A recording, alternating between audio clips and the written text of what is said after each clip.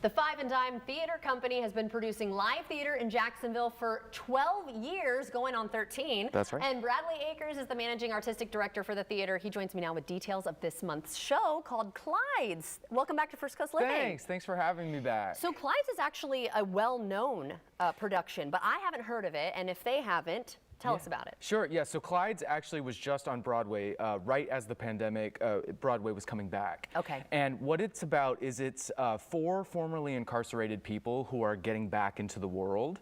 And the titular character, Clyde, offers them a job at her kind of rundown truck stop sandwich diner. Okay. And so they're trying to find their way through the world. They're trying to reach redemption, but she would rather keep them under her thumb, keep them there forever. So it's a battle of how do I get out, how do I make my way into the world, and then they've got this sort of force that's keeping them in. Now, because I'm nosy, I just want to know, what type of trouble did these people get into?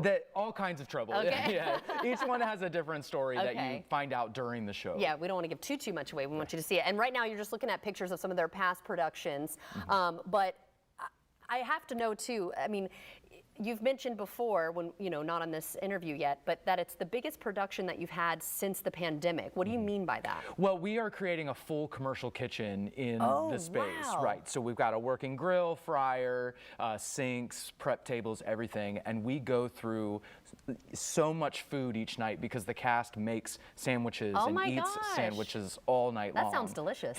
Yes. Last night they went through 4 loaves of bread. Oh my gosh. Yeah. So okay, so if they're making the kitchen and it's an actual kitchen you can use, that you're saying that's what makes it the biggest production, because you have to physically make the items? Right. So actually the transformation... I was thinking big as in more people. Oh, no. So the transformation of the space is probably our biggest coming back. Okay. Because, audiences might be familiar with the space coming into it and recognize some of the structure of the space. See. Okay. But we have completely reconstructed part of that space to create this kitchen. That's exciting. Well, tell us more about the Five and Dime in general for someone who maybe hasn't been there before. Sure. Well, you mentioned we're going into our 13th year, our lucky 13th year. We are known for doing shows that are thought-provoking, challenging, that really spark conversation in the community. And so throughout our history, we've brought pieces just like Clyde's to the community, whether they're fresh off Broadway or not very well known. Okay. But they all have a through line of those stories that really share what it means to be a human. And I often say that the work that we do is similar to binging a show on Netflix. Right? So edgy, thought-provoking, in-depth, and so I always say to people, if you've got a show that you binge on Netflix, come binge a show at the Five and Dime. I like that. And you're in residency with the Florida Ballet. How's that going? Oh, it's wonderful. It's perfect. We rehearse on site now, which is great. So we rehearse in their dance studios. We get to interact with all their dancers and their professional company.